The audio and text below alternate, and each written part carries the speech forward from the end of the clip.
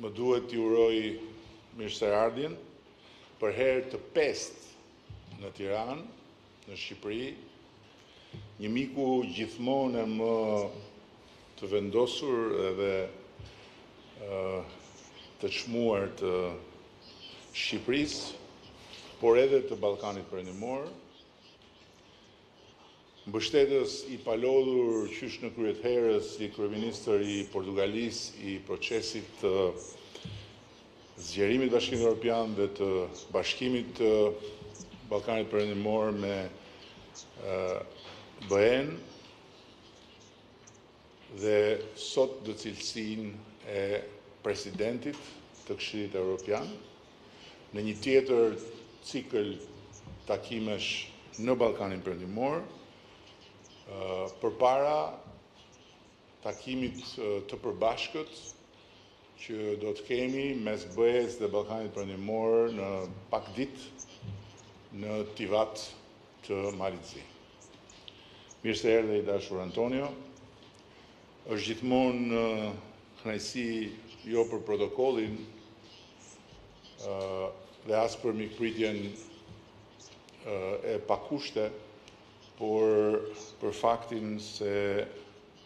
çdo takim me presidentin është një orë, 2 orë apo 3 orë mësimi dhe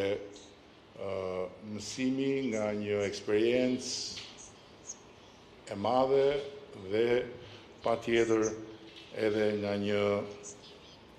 njohje e thellë e çështjeve të Europës, e çështjeve të botës, e çështjeve të ekonomisë, e çështjeve sociale, e kështu me radhë. Por unë dua ta falenderoj sot Antonion posaçërisht për angazhimin e tij të vazhdueshëm dhe për mbështetjen e palodhur edhe përpara se sa ne të realizonim praktikisht mbylljen e fazës parë, ose më saktë mbylljen e fazës së çeljes kapitujve me konferencën ndërqeveritare të pakditëve më parë dhe hapjen e fazës së mbylljes së kapitujve në një kohë kur të gjithë bashku përballemi me shumë sfida që nuk janë sfidat tona individuale, por janë sfida gjithmonë më të përbashkëta. Dhe po ashtu ne ndajmë plotësisht me presidentin bindjen se pjesa kryesore e punës sonë këtu mbetet puna jonë, që do të thotë ne kemi detyra për të përmbushur, jo për hir të Brukselit, apo Berlinit, apo Parisit, po për hir të përmirësimit të performancës së shtetit, të institucioneve,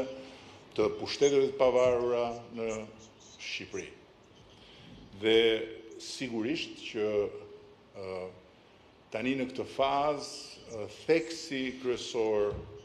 është zbatimi i atyre reformave që janë kryer me sukses, apo i gjithë këtyre ligjeve që do të vazhdojnë të hyjnë në trupin e organizmit ligjor të Shqipërisë nga aki komunitar apo trupi ligjor i Bashkimit Evropian. Natyrisht që është një proces me shumë sfida, me të drejtë presidenti na ka sugjeruar që të rrisim përpjekjet për të njohur publikun e gjerë me të gjitha këto sfida që shoqërojnë çdo hap që ne hedhim përpara. Kemi folur për eksperiencën e Portugalisë në momentin përpara dhe pas hyrjes, për eksperiencën e fermerëve, për eksperiencën e prodhuesve të verës, për sfidat që ata patën për t'u adoptuar, sfida shoqëruara me dhimbje, por pastaj të pasuara nga sukses dhe rezultate shumë më të mira për fermat e tyre, për prodhimet e tyre. Ajo që e bën të vështirë që unë të zgjatem është se ne kemi dakordsi 100% në të gjitha çështjet. Kemi dakordsi 100% për sa i përket detyrave që ne duhet bëjmë. Kemi dakordsi 100% për sa i përket domosdoshmërisë që të ecim me këtë ritëm dhe të fillojmë me mbylljen e kapitujve. Kemi dakordsi 100% që